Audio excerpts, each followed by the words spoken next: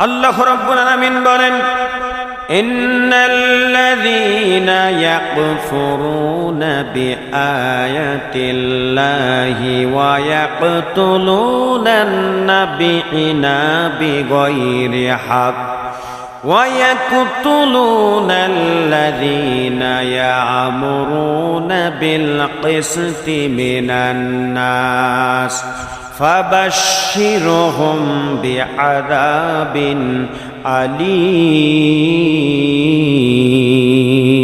আল্লাহু আকবার। আল্লাহ রাব্বুল আলামিন বলেন, যারা আল্লাহর নির্দেশনসমূহ স্বীকার করেন, নবীগণকে অযথা হত্যা করে এবং যে সকল লোক ন্যায় সঙ্গত আদেশ দেয় তাদেরও বধ করে, তুমি তাদের যন্ত্রণাদায়ক শাস্তির সুসংবাদ জানায়া দাও। আল্লাহ পাক আয়াতের মধ্যে জানায়া দিলেন, উতুল্লিম বা'দা যালিকা জানিম, যে ভালো কাজে বাধা দেয় সে হলো জালিম ও পাপিষ্ট, তার স্বভাব তদুপরি হলো জারজ।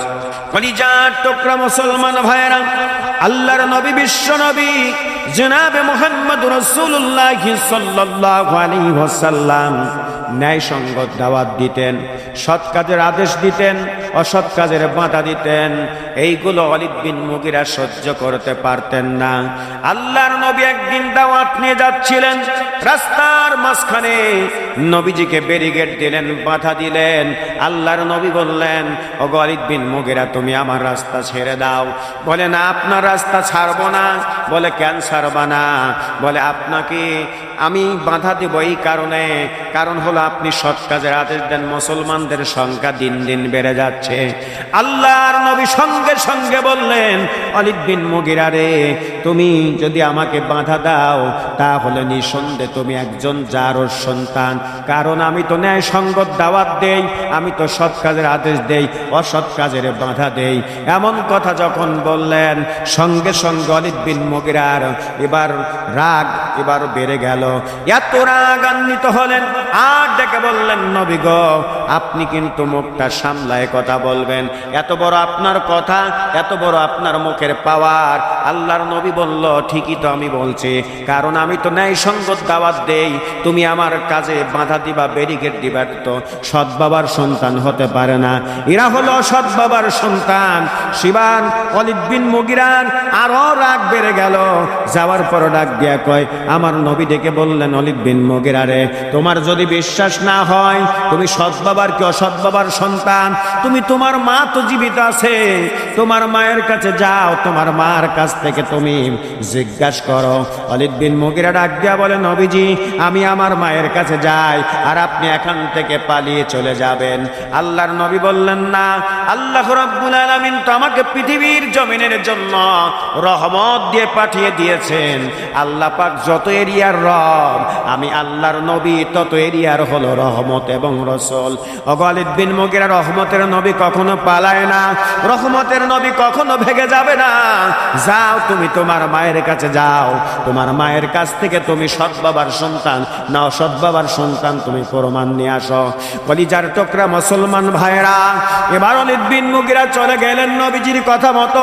মায়ের কাছে গিয়ে বললেন, মা, তোমার কাছে সত্য কথা আজকে জানতে চাই, তুমি বলো মা, আমার বাবার পরিচয়টা তুমি একটু দাও। এবার মা চমকে গেলেন। ওয়ালিদ বিন মুগিরার বয়স তখন 40 বছর হয়ে গেছে। চমকে যাওয়ার পর ডাক দিয়া কয়, বাবা, 40 বছর পর হঠাৎ করে তো এই কথা আমাকে প্রশ্ন করতেছিস? বলে, মা, জানতে চাই। এবার মা চিন্তা করে, ওয়ালিদ বিন মুগিরা ডাক দিয়া কয়, মা, তুমি যদি সত্য কথা না বলো, যেই তরবারি দিয়া নবীজির কাল্লা দ্বিখণ্ডিত করব, সেই তরবারি থেকে তুমিও কিন্তু বাঁচতে পারবা না। এবার মা থরথর করে কাঁপতেছে আর বলতেছে, বাবা শোনো, তোমার বাবা তো বড় ব্যবসায়িক ছিল, শুধু টাকার দিকে তোমার বাবা দৌড়াতো, আমার দিকে তাকাইতো না। কিন্তু হঠাৎ করে একদিন যখন গভীর রাত হয়ে গেছে, এবার জ্যোৎস্না রাত ছিল, আলোর চাঁদের রাত ছিল, গভীর রাত্রিতে আমার যখন যৌবনের তারা দিয়েছে, আমি আর থাকতে পারি নাই। ঘর থেকে জ্যোৎস্না ফটফটে রাত্রিতে ঘর থেকে বের হয়ে আমি যখন রওনা দিলাম, এবার যাইতে যাইতে এবার চলে গেলাম একটা খোলা ময়দানে, মাঠের মধ্যে একজন কালো যুবক কুচকুচি কালো যুবক এবার ওই জঙ্গলের ভিতর থেকে বের হয়ে সেও আসতেছে, আমিও তার দিকে যাচ্ছি। এবার হঠাৎ করে দুইজনের অ্যাডজাস্ট হয়ে গেলাম। ওই রাত্রিতে ওই যে কালো যুবকের সঙ্গে একটু সময় দেওয়ার কারণে যেই সন্তানটা পেটে আসলো, ওই সন্তানটাই হলো, তুই জোরে বলেন নাউজুবিল্লাহ। আল্লাহর নবীর এবার মায়ের কাছে যখন ওয়ালিদ বিন মুগিরা এই কথা শুনলেন, নিজে প্রমাণ পেয়ে গেলেন সৎ বাবার সন্তান নয়, তিনি অসৎ বাবার সন্তান, তিনি জারর সন্তান। কেমন করে আল্লাহর নবীর কাছে যাবে? ওয়ালিদ বিন মুগিরা ডাক দিয়া কয়, মা ওই সময় কি আর কেউ ছিল? তৃতীয় পক্ষ কি ছিল? না তোমরা দুজন ছিলে? বলে আমরা দুইজনে ছিলাম। তাহলে নবী যে এই কথা আমাকে বলল, তুমি জারর সন্তান, তুমি অসৎ বাবার সন্তান, নবী জানলো কি করে? ওয়ালিদ বিন মুগিরার মা ডাক দিয়া কয়, বাবা আল্লাহর নবী যে কথাগুলো বলে সত্য কথা বলে, নবী কোরআন ছাড়া কথা বলে না। আল্লাহ তাআলা নিজেই তো বলছেন, ইন্নাল্লাযীনা ইয়াকফুরুনা বিআয়াতিল্লাহি ওয়া ইয়াকতুলুনান নাবিয়্যিনা বিগাইরি হক ওয়া ইয়াকতুলুনাল্লাযীনা ইয়া'মুরুনা বিল কিসতি মিনান নাস ফাবাশশিরহুম বিআযাবিন আলীম। আল্লাহ তাআলা তো বলছেন, এই সঙ্গত যারা দাওয়াত দিবে এবং যারা বাধা দিবে, যারা বাধা প্রদান করবে, তাদেরকে যারা ব্যারিকেড দিবে, আল্লাহ তাআলা নিজেই বলছে তাদের স্বভাবটা হবে হলো তদুপরি জারজ। উন্নাতের মধ্যে আল্লাহ জানায় দিয়েছে উতুল্লিম বাদা জালিকা জানিম, আর তারা অবশ্যই জারজ সন্তান হবে। এই জন্য নবী মিথ্যা কথা বলে নাই বাবা, আল্লাহ রাসূল সত্য কথাই বলেছে। তুমি নবীকে যখন ন্যায় সঙ্গত দাওয়াত দিতে যাচ্ছে, তুমি ব্যারিকেড দিয়েছো, বাধা দিয়েছো, রাস্তায় আটকে ফেলছো, নবী সত্য কথাই বলছে, তুমি জারজ সন্তান, তুমি জারজ সন্তান।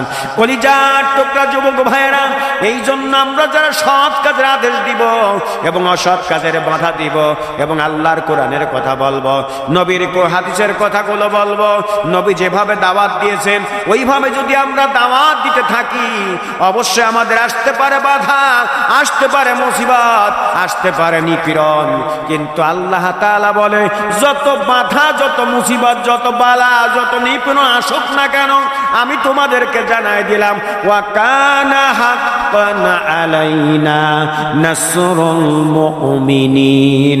আমি আল্লাহ তাআলা মুমিনদের জন্য সাহায্য করা আমি আল্লাহর জন্য ওয়াজিব হয়ে যায়। জোরে বলেন সুবহানাল্লাহ।